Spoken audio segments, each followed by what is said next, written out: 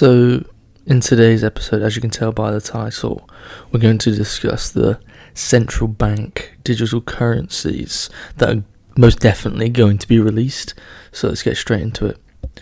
So, the Bank of England released some short videos answering random generic questions regarding the possibility of a CBDC.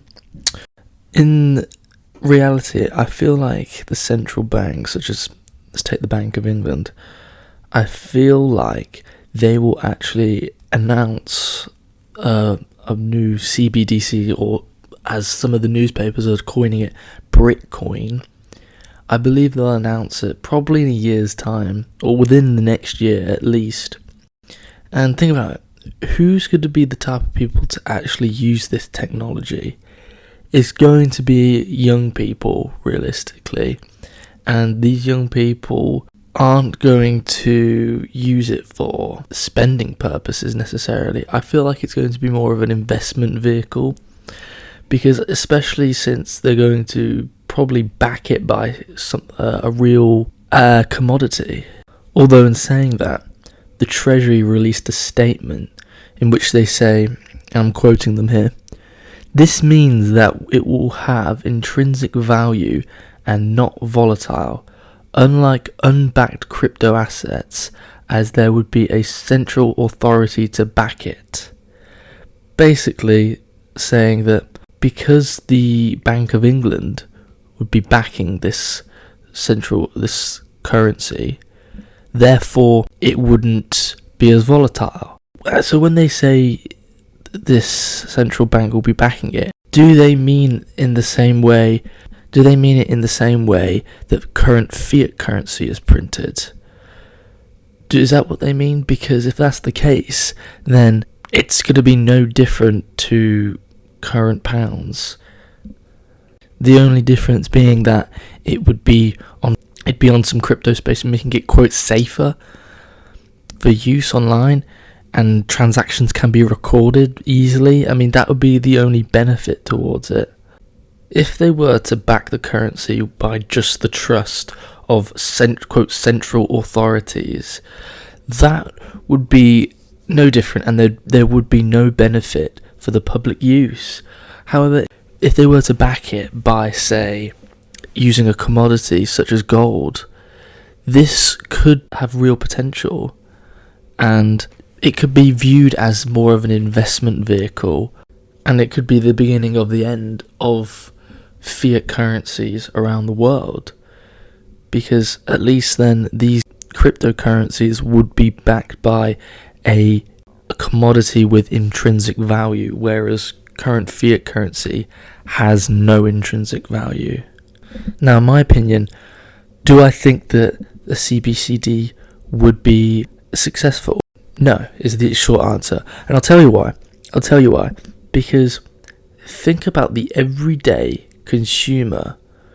If this currency is backed by, I say a currency, it's a digital asset.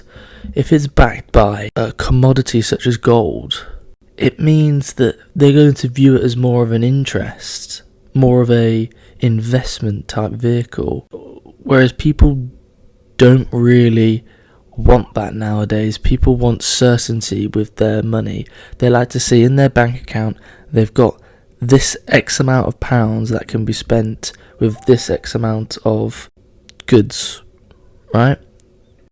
I mean, an additional question surrounding these CBDCs is, if it's going to be a medium of exchange, how is it going to be exchanged, and what kind of fees are going to be set up through the banks in order to facilitate transactions, right? Additionally, if it's going to be a store of value, it must be backed by something such as gold. You could make the argument, well, before 1929, all of our currencies used to be backed by gold, so why would people view it as an investment vehicle now when it wasn't back then? Well, the difference is now they have a choice. They'd have a choice between put your money in this crypto asset that's like an investment vehicle in which the price can go up or down, or have it in just pure pound sterling I think people would choose to have the majority of, say, their savings in there in which they can earn interest, whereas in a CBDC you will not be earning any interest. Therefore people will say, oh, well, what's the point in this, what's the benefit? And the only benefit really in a CBDC is the fact that you can transfer money quickly and it's considered safer as you can track it more easily. But I feel like people already think their money is safe, so there's no issue to really fix. Therefore, why would anyone change their currency in the first place?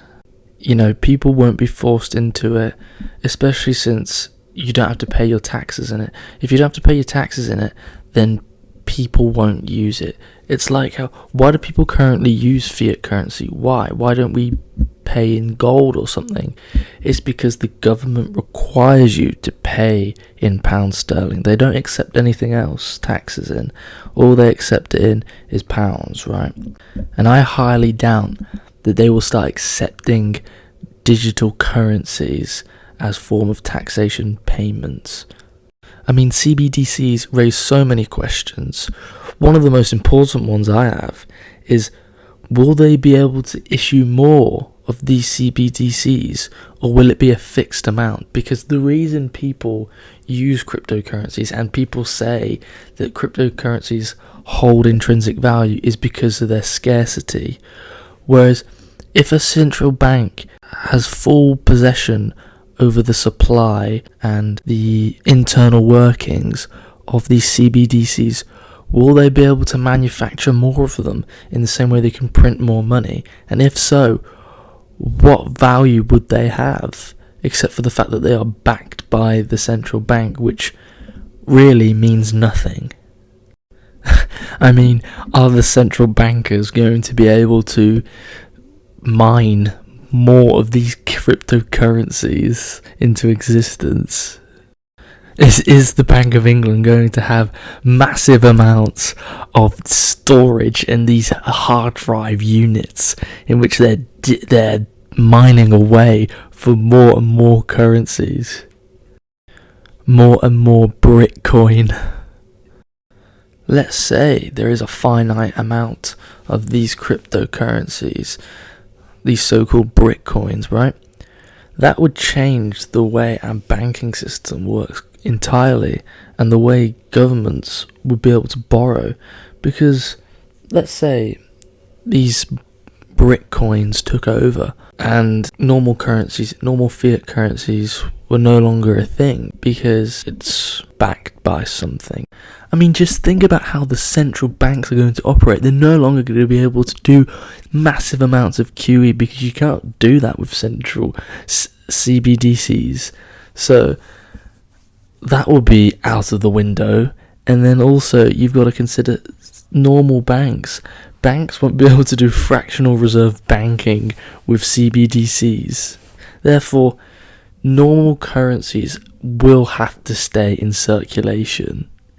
And these CBDCs will not replace normal currencies, in my opinion. It just doesn't seem possible at this current juncture.